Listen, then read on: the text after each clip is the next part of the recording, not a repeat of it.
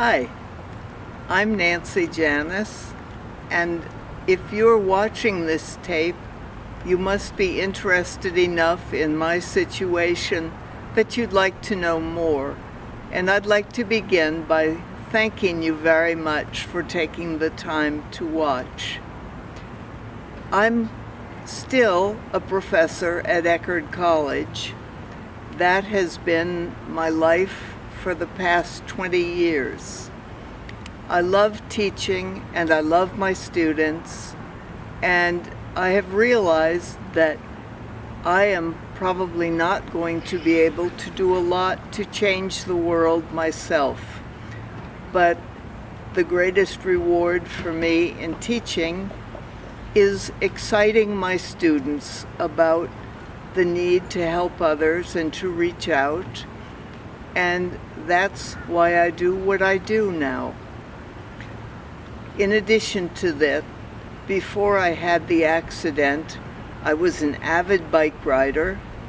I took students to ride the MS 150 over several years from Miami to Key Largo. And I rode about 100 miles a week, sometimes even more than that, belonging to the Sarasota Manatee Bike Club.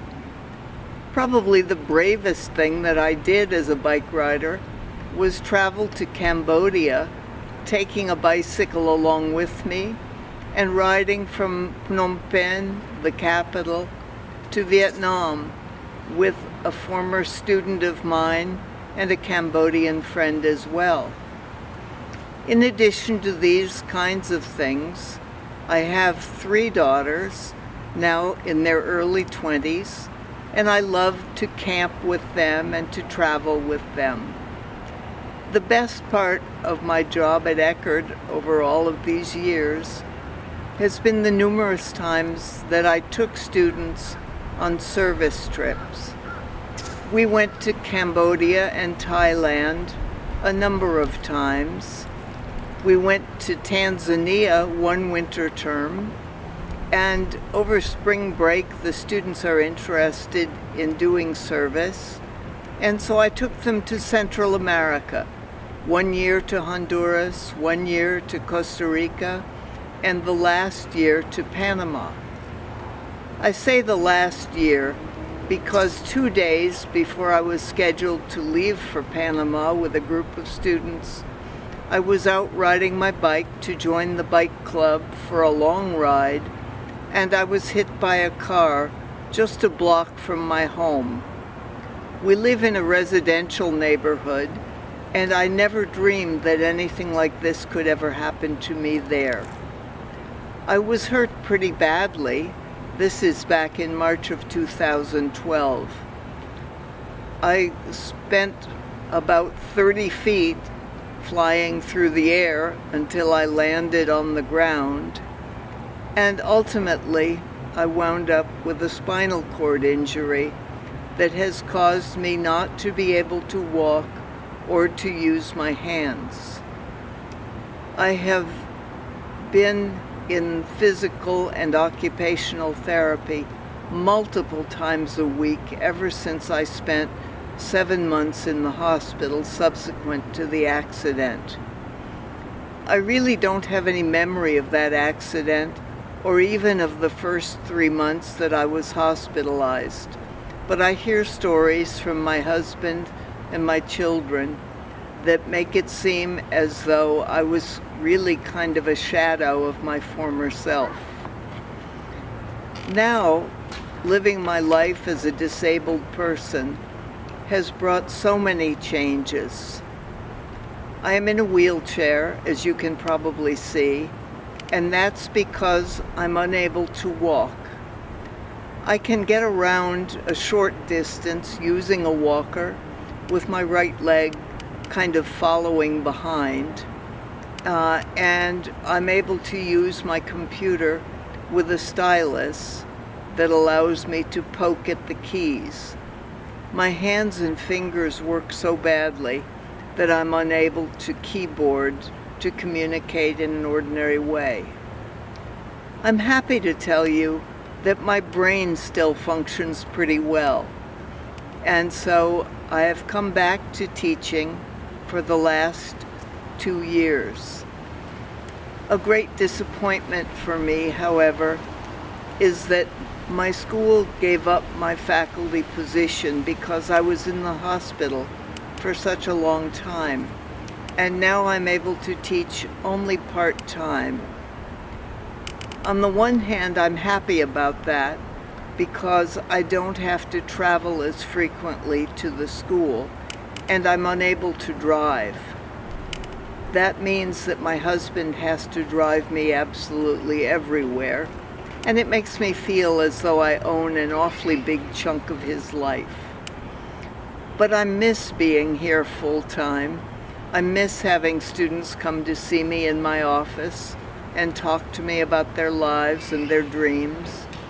And more than anything, I miss planning the international courses, being able to choose a group of students that really care about making a difference and taking them to countries where a difference truly needs to be made. I am hoping this summer to travel to Panama in order to get stem cell injections. The reason that I have the paralysis is because of a spinal cord injury caused by the accident. I understand that my spinal cord was crushed and that as a result it has created scar tissue, and the scar tissue acts as a block to letting the nerve signals travel properly to my hands or to my right leg. So my hope is that injections of stem cells will allow my spinal cord to be able to create new neural pathways. I don't expect a miracle cure, but if I could just use my hands better and walk a longer distance with the walker, I'd be really happy and able to reclaim parts of my life that are now missing. I've chosen to go to Panama for this procedure because the organization in Panama, called Stem Cell Medicine, has been highly recommended. It is run by an American doctor, and from what I understand, the facilities are brand clean and the procedure is entirely safe. Of course, because I'm going to leave the country for this, it's going to be very expensive, and my insurance company doesn't care about that.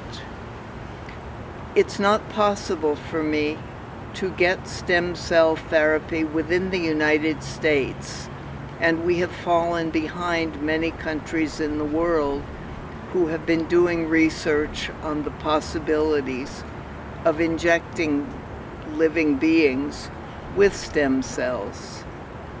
So I believe that Panama is my best choice, and happily I'm able to speak Spanish, and I haven't forgotten that, so I should be able to communicate adequately with the people down there. I guess I should say thank you to my body for allowing my brain to continue functioning well.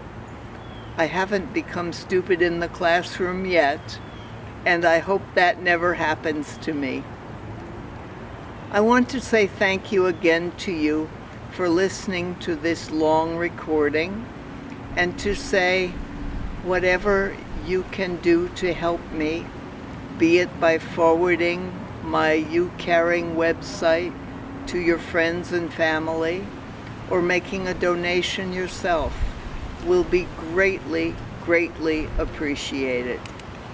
Thank you again very much.